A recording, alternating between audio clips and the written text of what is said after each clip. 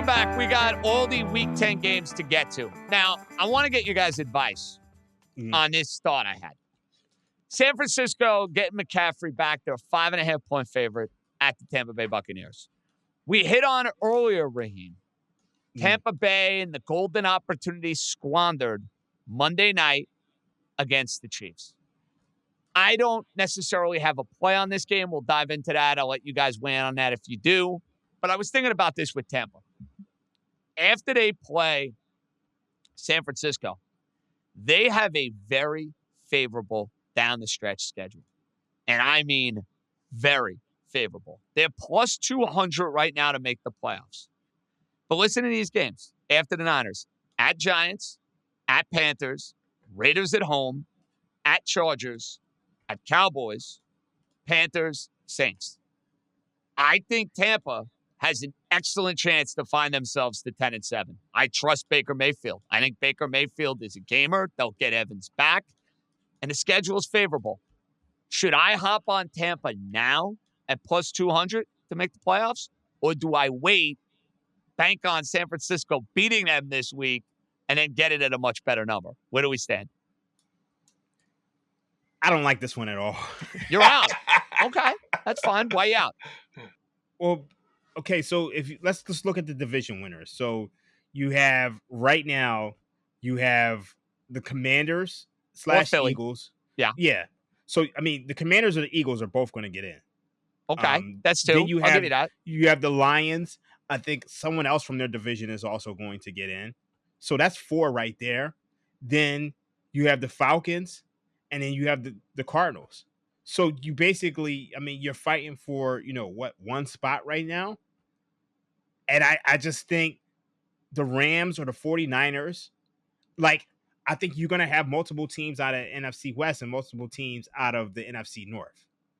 I don't think, the Buccaneers, obviously you lose Godwin.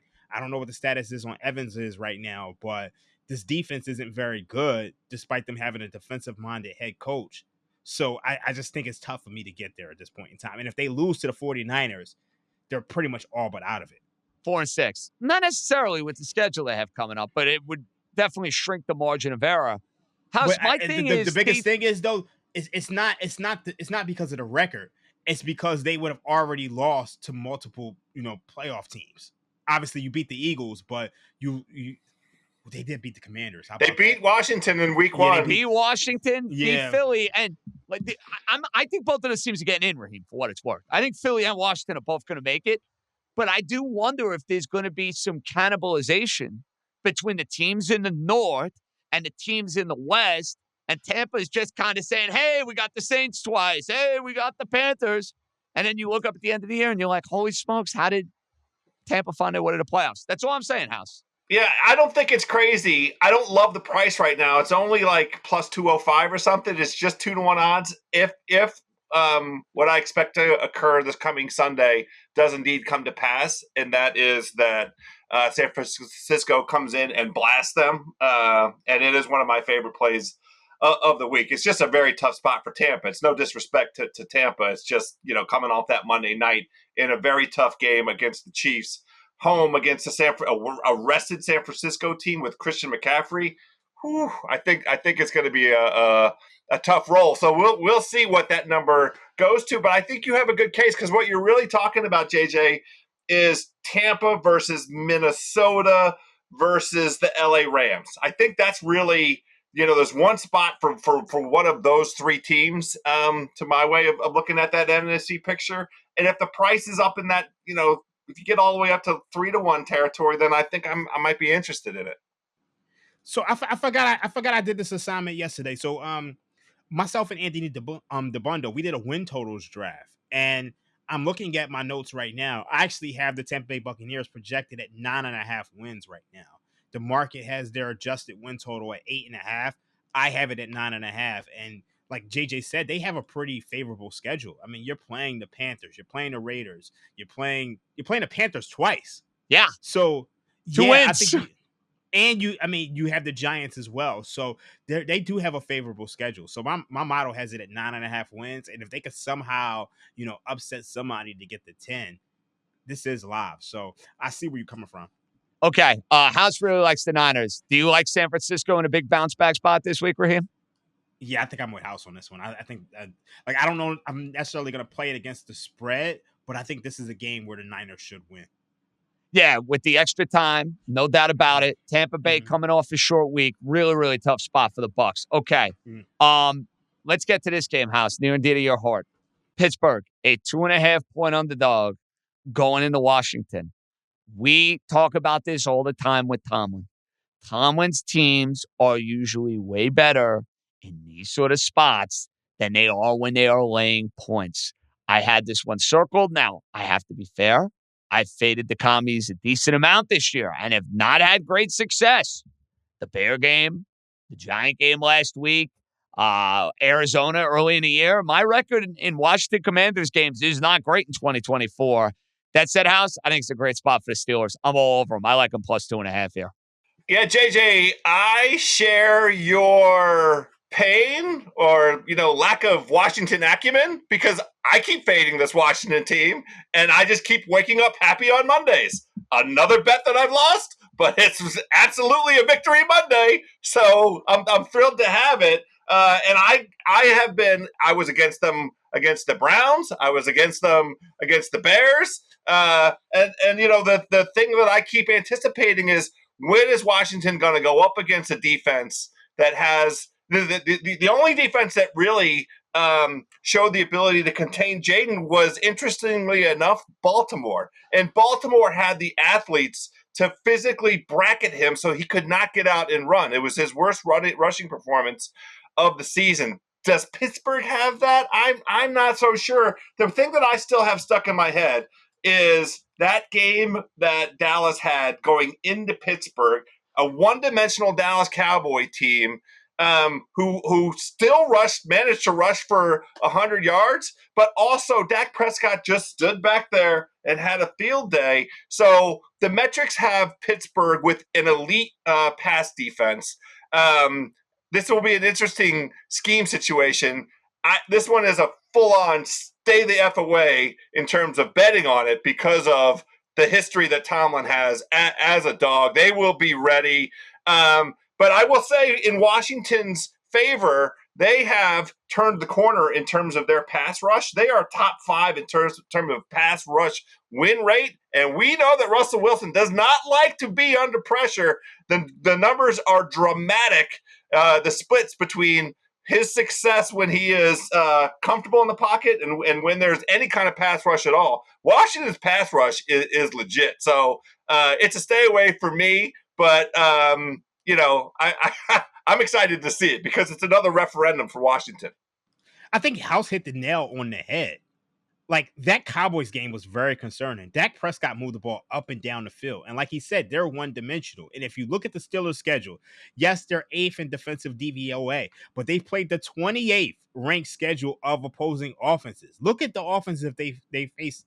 They faced the Atlanta Falcons when Kirk Cousins was coming back from an Achilles injury. They faced Bo Nix in his second game of the year. They faced the Chargers when Justin Herbert was banged up. They played the Colts with, Anthony Richardson for, half of the game. And then they played the Cowboys. They played the Raiders. They played the Jets, who were struggling to figure things out offensively. And then they played the Giants. So this Commanders offense is by far the best offenses that they've played. And you look at the Commanders, they're scoring on 60% of their drives. And I think touchdowns on 35% of their drives. The only time that they've had issues is when they struggle in the red zone in games against the Giants and games against the Bears. Well, I don't know if that's going to be an issue here. Now, the thing that's scary for me about this game is that we all know Mike Tomlin's record as an underdog. And if I look at my model actually has this game a pick'em. So do I trust my model or do I trust the handicap that the Washington Commanders offense is by far better than what we saw with the Steelers? I think I'm with House on this, at least right now, that I'm probably going to stay away from this game. All right, so I can't get you guys on board with the Pittsburgh Steelers. Now, Raheem, you got to do me a favor, buddy.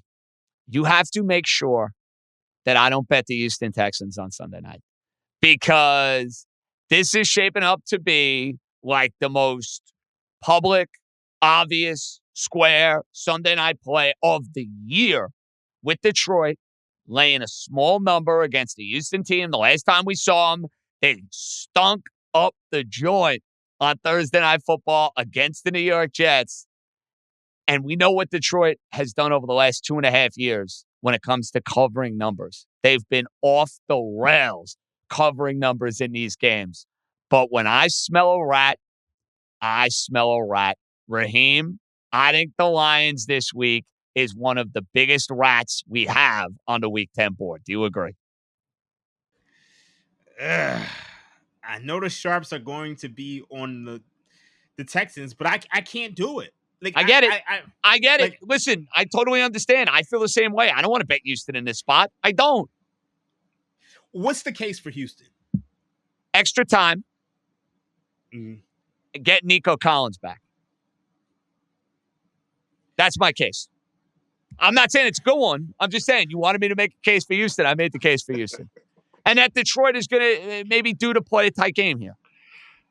The other side of it, too, as well, is the difference of Houston at home versus on the road. I mean, C.J. Stroud averages over 300 yards of passing, and for whatever reason, his pass protect, it could be a function. I'm not going to sit down and do the schedule analysis of the home games that Houston has had since they acquired C.J. Stroud in the draft, but their pass protect is superior for whatever reason thus far over C.J. Stroud's career at home, and all he does is get cooking. My concern, JJ, is what you see as a rat. It looks like a giant lion to me, buddy. That doesn't look like a rat to me. That looks like a giant lion that's coming in there, and his name is Darius Smith, and he's ready to come in there and wreak some havoc on C.J. Stroud. So that pass protect that I'm referring to, it better be there because the Lions are coming. Before we move on, I think it's important to recognize that this Texans offense, it still leaves a lot to be desired. You look at them from a success rate standpoint. They're 29th in offensive success rate. That's worse than the Carolina Panthers, the Tennessee Titans, the New England Patriots, the Raiders, the Bears, the Broncos, the Cowboys, the Saints, the Giants, the Dolphins without Tua. That's how bad they've been from an offensive success rate standpoint. So if you look at the look-ahead line on this game, before the season, it was Texans -1. We're at 3.5. At one point, it was 4.5. The Lions, 40-15, at 72% against the spread over the last 55 games. I think if you want to play the Texans, the way to play this is the under. Because the strength of this Texans team, to me, is their defense. They have a solid defense. So if they're going to do anything, it's going to come from their defense. You're talking about the defense, which is 7th in EPA per play. The Lions defense is 5th in EPA per play. So I think you have two solid defenses. If you look at how the Lions have been playing, they like to run the ball. And Jared Goff has only been throwing, 20 times a game or so? So if the Texans keep this close, this game is going under. So that's probably where I would lean on this game.